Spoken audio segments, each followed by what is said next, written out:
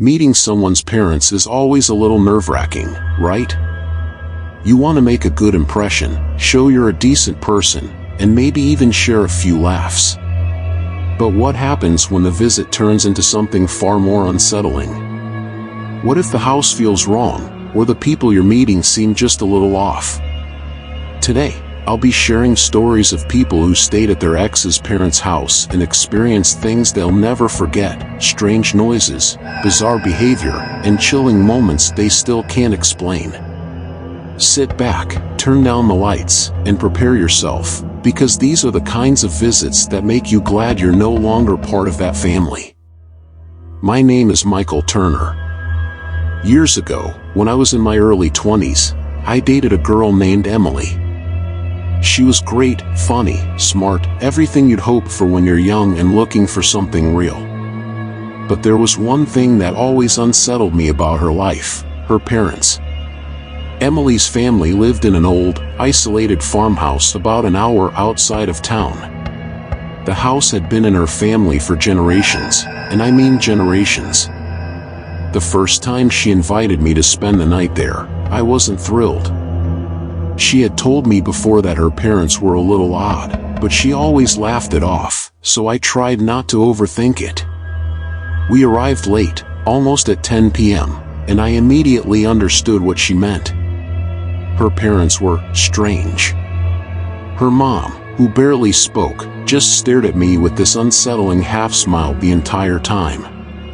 Her dad, meanwhile, was the chatty one, but everything he said was either cryptic or unsettling. I remember him saying, "You'll sleep fine tonight as long as you don't open the door if you hear anything." Then he just walked away like that was a normal thing to say. Emily brushed it off, telling me, "That's just how he is," but it gnawed at me. The guest room was at the end of a long, narrow hallway on the second floor. The walls were covered in faded wallpaper, and the wooden floorboards creaked with every step. Emily and I settled into the room, and she quickly fell asleep. I, on the other hand, couldn't shake the feeling that something was off. Around 1 a.m., I woke up to a faint sound. At first, I thought I was imagining it, but it grew louder. It was a slow, rhythmic tapping, like fingernails drumming on wood, coming from somewhere down the hall. I held my breath, trying to listen. Tap. Tap. Tap. I thought maybe it was one of her parents, but the sound was weird. Too deliberate. I got up quietly and opened the door just a crack to look into the hallway. The sound stopped instantly. The hallway was pitch black, but I swear I saw a shadow move at the far end. I shut the door and locked it, my heart pounding. I didn't want to wake Emily, so I just sat on the edge of the bed, listening. That's when I heard it again. This time, it was closer. Tap. Tap. Tap. It sounded like it was coming from right outside the door. I froze. I didn't know what to do. I remembered what her dad had said about not opening the door, and as much as I didn't want to believe he was serious, I sure as hell wasn't going to test it. The tapping stopped after what felt like an eternity. I didn't hear anything else for the rest of the night, but I didn't sleep either.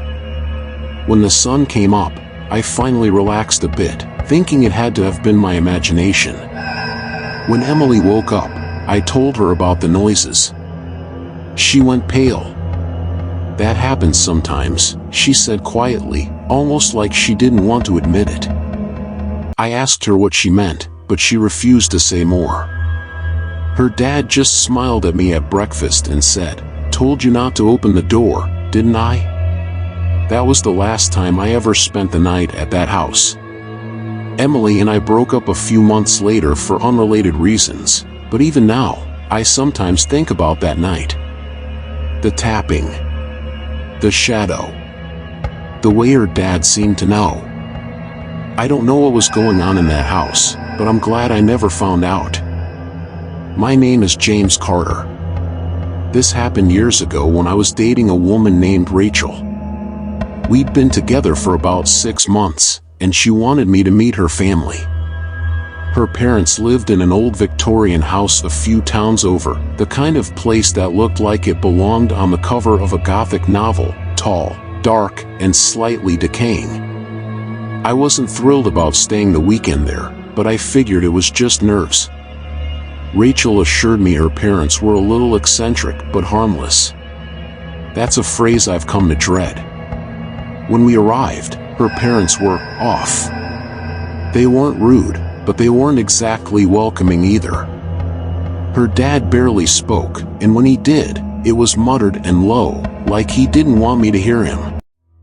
Her mom smiled a lot, too much, but she never quite looked me in the eye. They showed me to a small room on the second floor. The wallpaper was peeling, and the single window was nailed shut.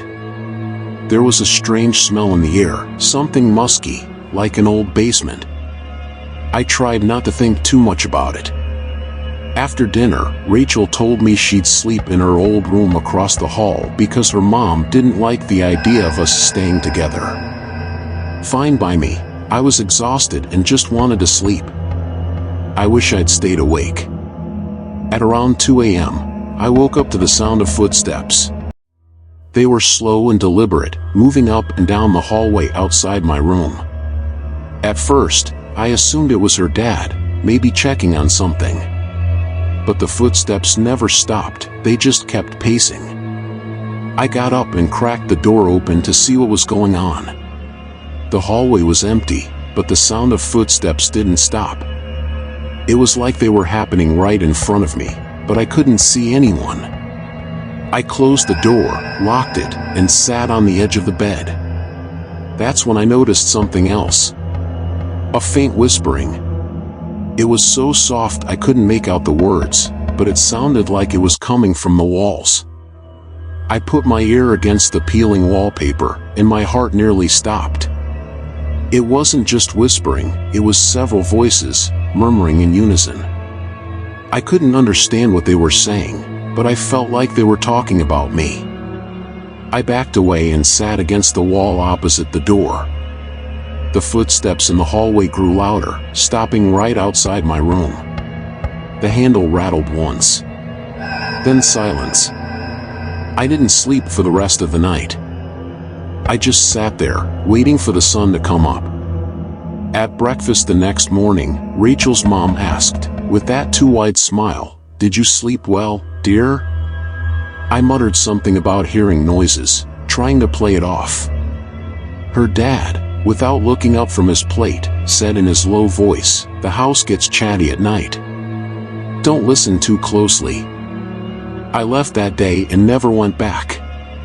Rachel and I broke up shortly after for unrelated reasons, but I still think about that house. The pacing footsteps. The whispers in the walls. And that awful feeling that whatever was there didn't want me to leave. I've stayed in strange places since then, but nothing ever came close to the unease I felt in that room. Sometimes, late at night, I swear I can still hear those whispers if everything is quiet enough. My name is Daniel Harris. Years ago, I was in a serious relationship with a girl named Melissa. She had grown up in a small, rural town, and her parents still lived in the same place where she spent her childhood. After months of hearing about her family, she convinced me to spend a weekend there. I didn't think much of it. Meeting the parents is just part of dating, right? I didn't realize how weird things could get. Her parents' house sat at the edge of a dense forest, the kind that always looks dark, even during the day. It was old, creaky, and filled with these strange decorations, old dolls on shelves, faded family portraits where the eyes seemed to follow you, and little trinkets that looked handmade. Melissa brushed it off, saying her mom liked antiques. Her parents were polite, but something about them unsettled me. Her dad barely spoke a word to me, just nodded occasionally, and her mom, well, she kept asking questions, but her tone felt off. Things like, "Do you ever feel like someone's watching you, and do you sleep through noises, or do they wake you up?" At the time, I laughed it off, assuming it was some weird small-town humor. That night, I slept in the guest room at the back of the house, right near the edge of the forest. The window looked out onto the trees, and the moonlight barely pierced through the canopy. It was deathly quiet, the kind of silence that makes you feel like you're being watched. I woke up at around 3 a.m. to the sound of faint scratching. At first, I thought it was a raccoon or a branch against the window. But as I woke up more, I realized it was coming from inside the room. I sat up slowly, trying to pinpoint the noise. It sounded like fingernails lightly dragging against wood. My eyes scanned the dark room, and that's when I saw it, the closet door. It was cracked open, just slightly. I could have sworn I closed it before going to bed. The scratching got louder, like something was scraping against the inside of the door. My heart was pounding. I grabbed my phone and turned on the flashlight, shining it toward the closet. The scratching stopped immediately. I don't know what possessed me to get up, but I had to make sure I wasn't losing my mind. I walked over and, with my hand trembling, pulled the door open. Nothing. The closet was empty except for a few old coats hanging on a rail and boxes on the floor. I shut it again, this time making sure it clicked, and went back to bed, trying to convince myself I was imagining things. As I laid back down, I heard it again. The scratching. This time, it was coming from the wall behind the bed. It started softly, then grew louder, like something, or someone, was inside the wall, clawing to get out. I froze, staring at the wall, listening to that awful sound until it suddenly stopped. The next morning, I told Melissa about it, hoping she'd laugh and tell me the house had rats or something. Instead, she looked at me with this serious expression and said, "You heard it too?" Her mom, who had been sitting at the kitchen table, chimed in. "It's just the house. It doesn't like strangers much." That was the last time I ever set foot in that house. Melissa and I broke up not long after, and to this day, I don't know what I heard. Maybe it was just the creaks of an old house, or maybe there really was something, or someone, hidden behind those walls. All I know is I never want to find out. My name is Thomas Reed. This happened almost 10 years ago when I was dating a girl named Jessica. Things were getting serious between us, and she invited me to spend the weekend at her parents' house. They lived in a small, quiet town surrounded by open fields and patches of dense forest, one of those places where nothing much happens. Or so I thought. When we got there, her parents greeted me with polite smiles, but I felt something was off. Her mom was overly cheerful, to the point of being unsettling, and her dad, well, he barely said a word. He just kept watching me, staring at me for long stretches of time without blinking. The house itself was strange. It was a one-story ranch-style home, but it felt claustrophobic. The ceilings were low, the rooms dimly lit, and there were crosses hanging in almost every corner. Not just in the living room or hallways, everywhere. Even in the guest room where I was staying. The first night, I was lying in bed when I heard something. It started faint, like distant footsteps on hardwood floors, even though the entire house was carpeted. I brushed it off at first, thinking maybe someone was up grabbing water. But as I listened, the sound got louder. It wasn't just footsteps, it was pacing. Slow and heavy, back and forth, right outside my door. I sat up in bed, heart pounding. I didn't want to open the door, so I just waited, staring at the crack under it. I could see the faint shadow of someone standing still, just standing there. After what felt like forever, the shadow moved away. I didn't hear any doors open or close, just silence. The next morning at breakfast, I mentioned hearing someone walking around. Jessica's mom smiled that same unsettling smile and said, "Oh, you must have heard the house settling. It's old, you know." Jessica looked uncomfortable, like she wanted me to drop it, so I let it go. The second night was worse. I woke up around 3 a.m. to the sound of whispering. It was quiet at first, like someone was murmuring from far away. I thought maybe it was Jessica's parents talking, but as I listened, the whispers grew louder, like they were coming from inside the room. I turned on my phone's flashlight and scanned the room. Empty. But when I looked toward the closet, my stomach dropped. The closet door, which I had shut before going to bed, was now slightly open. and the whispers were coming from inside. I stared at it, paralyzed. I couldn't make out the words, but I swear I heard my name. I don't know how long I sat there, but eventually, the whispers stopped. I didn't sleep for the rest of the night. I just sat with my back to the wall, staring at the closet until morning. When we left the next day, Jessica was quiet on the drive home. I finally asked her about the house, about the footsteps and the whispers. She hesitated for a long time before saying, "My parents don't like to talk about it, but something's wrong with that place. Everyone who sleeps in that room hears things. That's why we don't have guests often." I didn't press for more details. I didn't want to know. We broke up a few months later, and I've never been back to that town. To this day, I don't know what was behind that closet door or whose voice was whispering my name. But I'll never forget the sound. Sometimes, the scariest experiences don't involve haunted houses or abandoned buildings. Sometimes, it's the people we meet and the places that seem normal on the surface that leave us with the most unsettling memories. These stories remind us that not everything can be explained, and that trusting your instincts when something feels off might just save you from something you'll regret later.